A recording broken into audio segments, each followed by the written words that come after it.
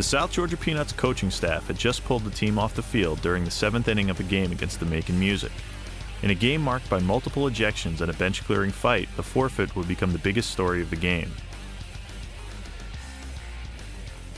So I get a phone call from Phil. It was Phil Plantier who calls me at about 10:30, 11 o'clock at night. He goes, "Kevin, Wally pulled his team off the field. They're forfeiting." The one thing that I've never seen nor heard of in this game, professional baseball, is refusing to finish a ball game. We just felt that it was better just to, pull the team off the field. It had nothing to do with, the game, whether we were up or down or anything like that. We just didn't feel that the situation was handled properly.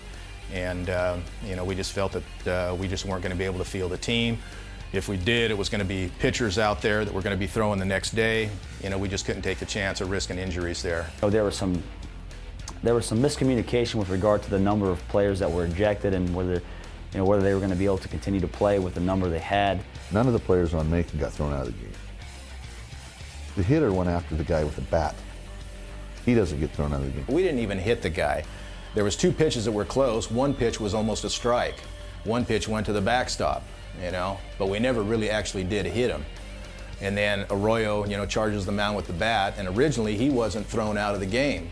That's immediate ejection. As soon as you step out of the batter's box and head towards a player with a bat, you're gone. The weird thing about it was the umpires said that they had broken up the fight. The newspaper accounts said that they broke up the fight. They were nowhere to be found. They stepped back out of the way and they were sitting there laughing about the whole thing. So for them to say that they were in there and trying to break things up and calm things down, they just did the opposite. All the things that happened prior to not returning to the field, to me, that's all part of the game. Under any circumstances, to pull your team off the field and to leave is just totally wrong. That, to me, is the only thing that happened last night that is completely unreasonable and should not be tolerated, and it's just not how you play professional baseball. Phil's big deal was that the fans didn't get their money's worth. They got their money's worth. We played 7 innings. They beat the shit out of us, 12-2.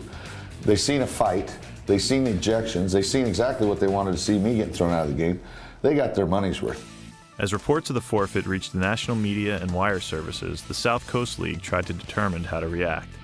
We basically discussed what was the most appropriate way to try to move forward and send a message to anybody that followed our league that, hey, this is a serious situation. We want to handle it, and we don't want this to happen again in the South Coast League. First there was going to be fines, then there was going to be suspensions, then there was going to be fines and suspensions.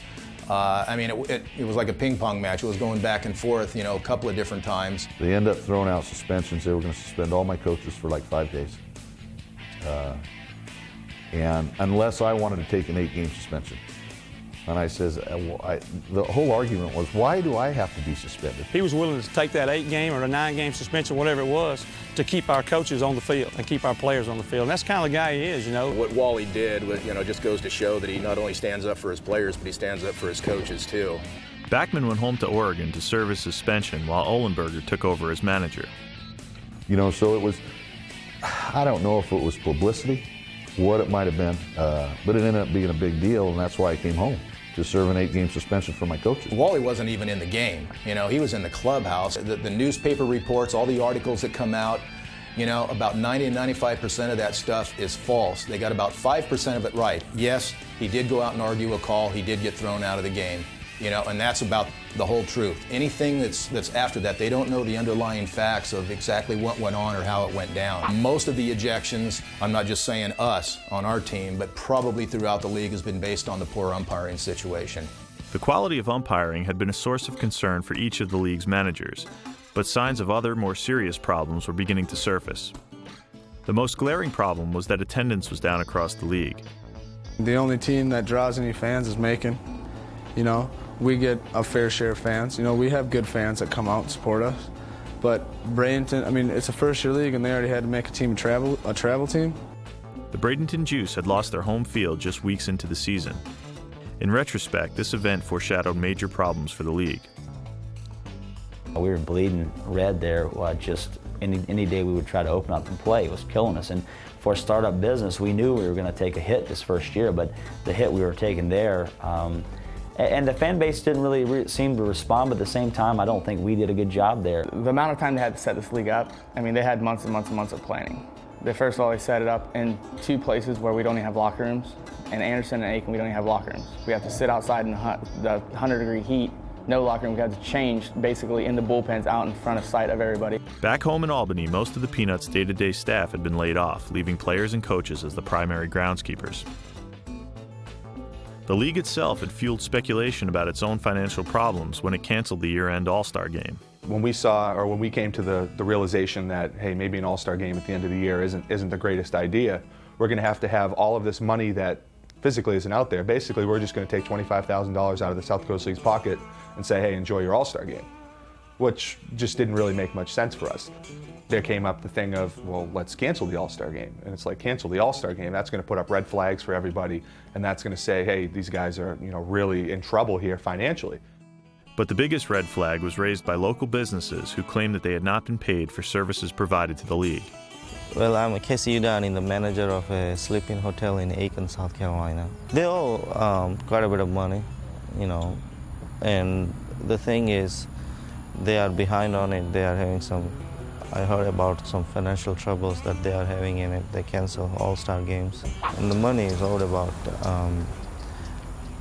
$18,000, $18,000. It's basically a clusterfuck, the entire league. I mean, first year, you expect there to be screw-ups and everything, but they're treating it like they don't even want this league to last another year.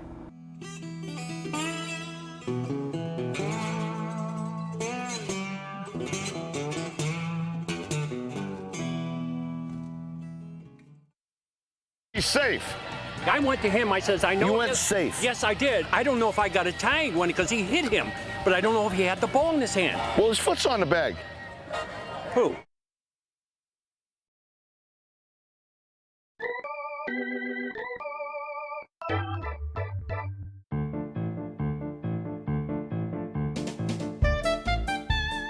This is going to be wonderful. Delightful. Excuse me, have you ever heard of the South Georgia Peanuts? The what? No chance they've ever heard of us. No chance. Hi. She's like, hey. Think we should go stand in the corner and just wave? Dude, we could do that. This is awesome. I'm glad you invited me to do this. How you doing today? It would be sick if we had our theme song just playing over and over again. South Georgia Peanuts, one shell of a good time. Maybe you should just continue to sing it. Just put myself on repeat. Get you a bell and just put you outside. A cowbell? Yeah. Kind of like Santa Claus at Christmas time. Please come to our games. How are you? Hey. She walked right by. Sweet. South Georgia Peanuts, one shell of a good time. Woo. So what's your name? Cody. Cody? I'm Chris. Nice to meet you, buddy. This is Mike. I'm Mike. How you doing? How old are you? I'm 11. 11? What position you play? Everywhere? Pitcher, shortstop, first base, infield. Infield? All over, huh? You throw gas? You throw hard? I'm only good at sliding. You throw sliders right now? You're gonna hurt your elbow. He said it just naturally cuts. Oh. Would you like this? Oh, yes, sir. Thank you. You're welcome. And we'll get you a ball tonight when you come to the game. How's that? All right, buddy. Thank y'all for coming. One loyal fan. From 2 hours of sitting here.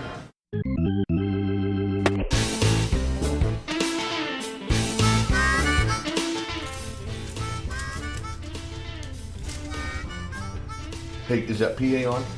Yes, it is. Keep the ball out of the air, brother. Line drive. Peanuts manager Wally Backman was back from his 8-game suspension. At the top of his lineup card was center fielder Curtis Goodwin, who had been brought in to bolster the lineup after the departures of John Zarang and Steve Garabrants. Goodwin had spent 5 years in the major leagues with 5 different teams. The highlight of his career was when he was in the starting lineup the night Cal Ripken broke Lou Gehrig's consecutive games played streak. Hello, my name is Curtis Goodwin. I'm from Oakland, California. I'll be 35 next month for those who's watching. You know, Curtis played in the big leagues. He's got 4 or 5 years or something like that in the big leagues. He still has the tools. that it takes to play the game. You know, he's got above average speed still. He's a character, man. He's a good ball player. I mean, hell of a leadoff batter, but you know, he's just the guy that is going to do what he does, and he's going to tell you about it the whole time. Though it's hilarious. He cracks me up. Goodwin loved telling stories about his time in the major leagues, and he liked comparing knuckleballer Chris Webb to Tim Wakefield. I used to hate facing Wakefield. I actually didn't mind. It was like playing. I used to play Nerf ball, wiffle ball. Yeah, the balls with the hole. Before I faced him, it was like really no real big reason to take BP when Wakefield threw, because you seen one foul and it looked like gas. Come on now, children. You have got to be kidding me. I ain't got no choice. Super baby. Hit the foul pole. Atta baby. Come on, Curtis. Right there on 2. There's some good players here. I mean, I like this team here. Some good players here. The league is very bushy. Nothing really goes on as you expect. I don't think they got an opportunity at the Little League World Series umpiring, let alone in this place right here. Baby.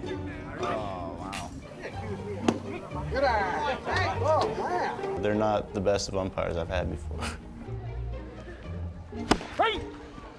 That's not straight. It can get the most of you, and it can affect, you know, if you let it, it can affect your game. Fuck did that miss? Jesus. Look through the bars, not at them. Let's go. It's not that they're not trying. I'm sure the umpires are trying, but those off the plate? They haven't been prepared, I think, at this level, at a professional level. George, you gotta be shitting me! Come on, George! With all the managers complaining, it sort of let us know, hey, if it's bad, it's equally bad across the league, and you know there's equal complaints coming. So at some point, you know, it works out in the best interest of the league. These guys are out here working hard, doing their best. Sometimes they're not very consistent, which is what would kind of make them a bad umpire. Get by him. Go.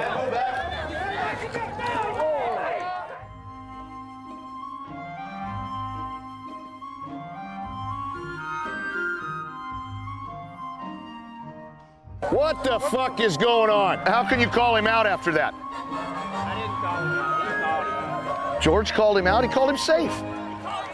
He asked me, did he have the ball in front of him? I said yes, so he called him out.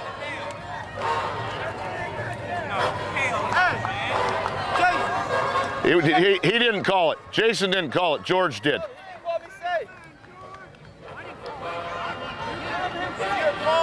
You called him fucking safe, George. He's safe. I said, I don't know if I got a tag. I went to him. I says, I know. You went safe. Yes, I did. But then he asked me to make a ruling. So I went to him. I said, I don't know if I got a tag because he hit him. But I don't know if he had the ball in his hand. Well, his foot's on the bag. Who? The runner. They hit together. The runner. Well, a tie goes to the runner then, right? No. He was in front of the runner. Bullshit. You can't call a guy fucking safe and then call him out. Fuck. 2 South Georgia Peanuts have been suspended for 10 games for violating the league's drug policy. I will fight for my players, especially when I know I'm right.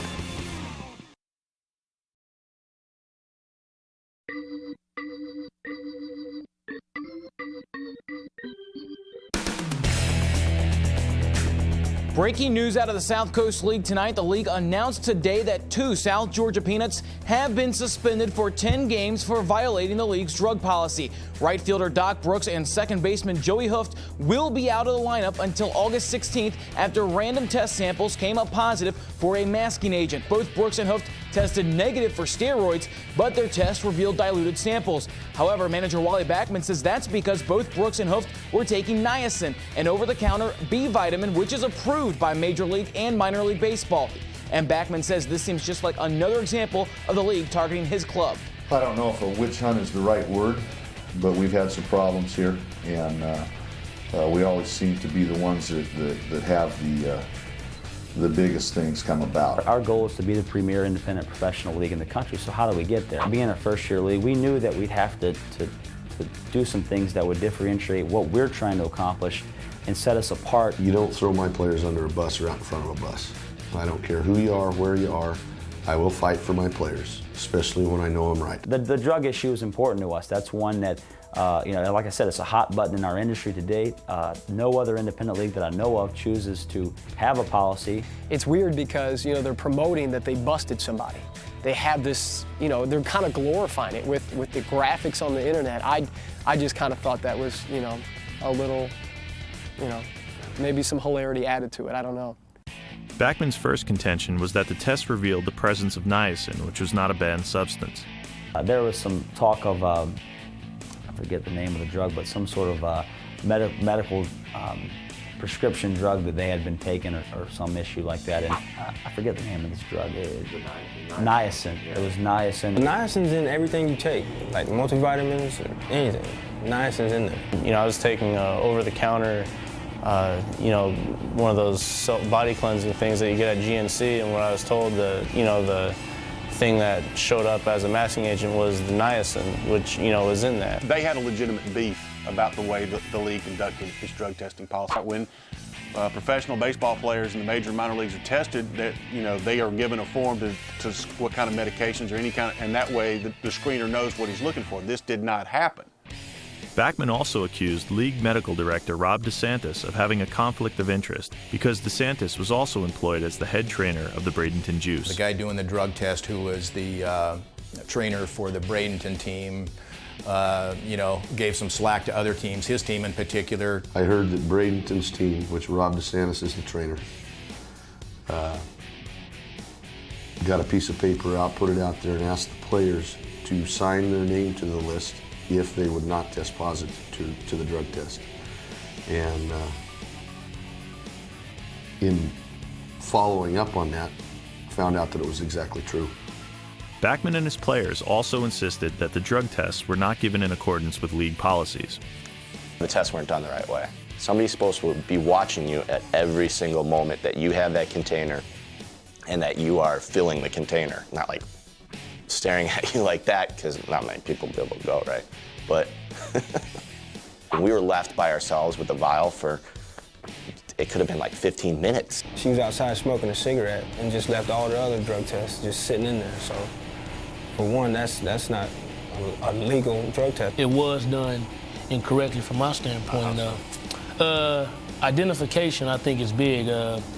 When affiliate ball, when I was with the Rangers, it was always a ID card. I know for sure I didn't sign before or after. I just, here you go, I'm Johnny Washington, see you later.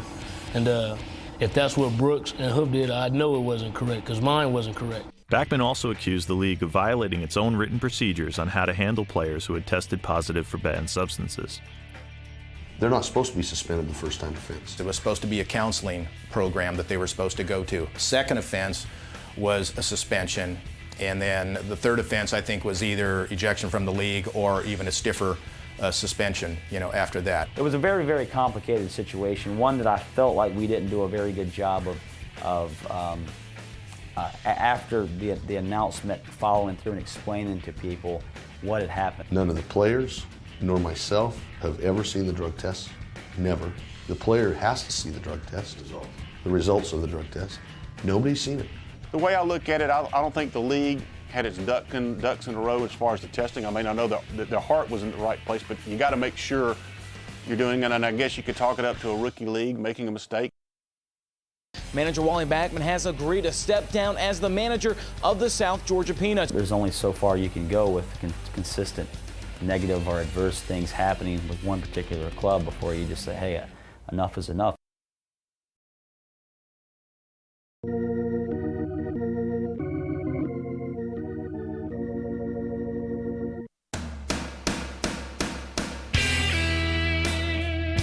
Good evening, everybody. After 3 suspensions for a total of 14 games, countless confrontations with the umpires and the league office, manager Wally Backman has agreed to step down as the manager of the South Georgia Peanuts. The wheels were put into motion on Monday when Backman held a press conference to address the suspension of 2 of his players. To me, I thought it was some of actually his most reserved comments when critiquing how things had been running the league at that point. I actually thought he handled it reasonably well. I mean, I think issuing your own separate press release was going to push some buttons, but I never thought that it would get to that point. And afterwards, as soon as he got finished, I called Jamie because, that's what journalists do. You get the other side, and Jamie was furious. There's only so far you can go with consistent negative or adverse things happening with one particular club before you just say, hey, enough is enough. Following Backman's press conference, league officials rushed to Albany to meet with Backman and his coaching staff. When it got to the point where we were having the meeting after the game where they were going to determine that they were going to fire Wally, he had the papers laid out in front of Jamie and Chris. I had the drug policy right in front of me, and I was not backing down. And they admitted right in front of us that that's the first time they had seen the rules and regulations for the drug test policy. And they said, well, if you would have presented that to us the way that you presented it to us now, then we could have got away where this would have all been done. When you have a rebuttal or you don't believe in the way things are happening, there's an appropriate way and appropriate platform to go about expressing that versus rushing over to the media or blasting the league or doing things in a very much unprofessional manager to get your point out there. I've said time and time again, it's just more philosophical differences, and I've respected the way we've handled the situation. It's been a good conversation. I got respect for Wally. I think what he does on the field is secondary to no one, and I'm quite positive he'll be back in the game pretty soon. On the next, Playing for Peanuts. We hung Wally's jersey up in the dugout, and we knew that would kind of piss Jamie Toole off. He just told me 1 out of 3 may be good on the baseball field, but it's not good with drug tests. I'm going to hire him back as the bench coach, whether it pissed the league off or not. Wally Backman is back. The former South Georgia Peanuts manager has returned just 3 days after parting ways with the Peanuts and the South Coast League. The next prank I'll be demonstrating is the hot seat.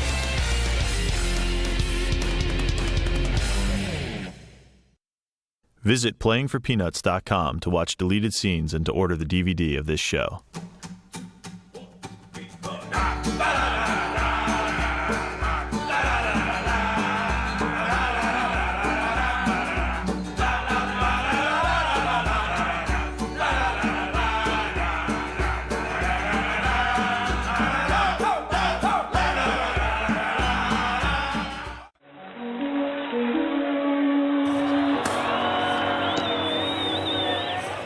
I'm up.